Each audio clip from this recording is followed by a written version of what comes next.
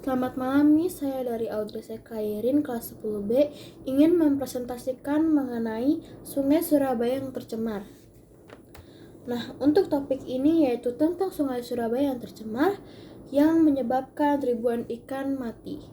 Lokasinya yaitu di Surabaya, kawasan Driorejo. Tanggal kejadiannya yaitu 7 Januari tahun 2019 dengan jenis pencemaran yang terjadi yaitu pencemaran air.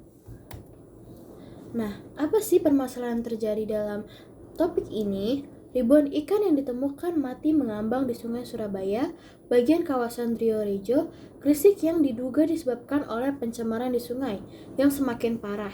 Ikan endemik Sungai Surabaya itu mati karena kehabisan oksigen dalam air. Endemik Sungai Surabaya akibat tingginya polutan dalam air. Next, apa penyebab dari permasalahan ini? Hal ini disebabkan oleh limbah industri yang tidak diolah, diduga menjadi penyebab banyaknya ikan mati di Sungai Surabaya. Tidak hanya ikan besar atau indukan, ikan-ikan kecil pun juga ikut mati dan dijaring oleh warga sekitar sungai. Jumlah ikan yang mati cukup banyak, hingga bisa mencapai ribuan ikan yang mati. Dari yang kecil sampai yang induknya, yang besar pun juga ikut mati karena limbah dari perusahaan. Kondisi air sungai tempat ditemukannya ikan mengapung ini tercium berbau kurang sedap dan mengandung minyak. Ini diduga beberapa pabrik bagian hulu sungai membuang air limbah tanpa diolah terlebih dahulu. Kejadian ikan mati ini adalah hal yang terbesar sejak tahun 2019. Oke, apa sih solusi alami dari topik ini? Yang pertama, ini dilakukan sebelum terjadinya pencemaran air yang disebabkan oleh limbah dari industri perusahaan. Nah, ini sudah dilakukan oleh warga-warga sekitar Kabupaten Gresik.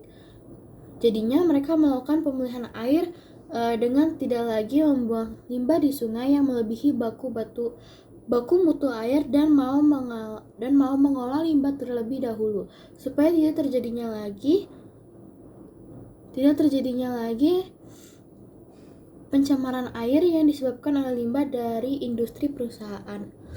Untuk berhasil atau tidaknya ini masih dalam tahap proses karena perlu kesadaran masyarakat sendiri. Jika tidak, maka solusi alam ini tidak akan berhasil.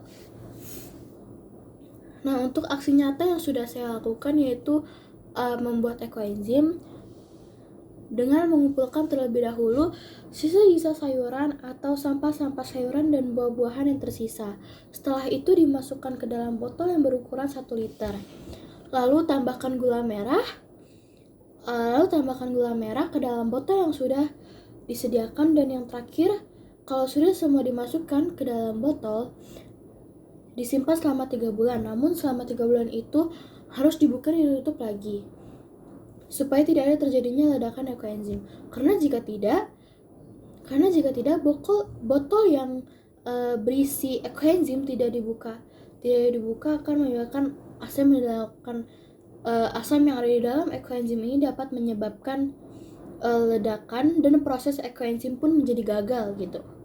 Nah, selanjutnya jika ekoenzim sudah didiamkan selama 3 bulan, ekoenzim tersebut bisa disaringkan ke dalam wajan dan dipisahkan dengan sisa buah dan air asam atau air ekoenzimnya. Lalu air ekoenzimnya dimasukkan ke dalam botol 1 liter yang berbeda. Terakhir, ekoenzim sudah bisa digunakan dan dimanfaatkan untuk hal-hal yang lebih berguna. Selanjutnya, manfaat dari ekoenzim. Yang pertama itu ada manfaat dari ekoenzim terhadap udara, yaitu menyemprotkan ekoenzim ke udara supaya mengurangi suhu udara yang panas. Lalu yang kedua, manfaat dari ekoenzim terhadap air, yaitu cairan dari ekoenzim itu dapat digunakan untuk mencuci tangan, mencuci pakaian, dan yang terpenting sebagai pupuk organik.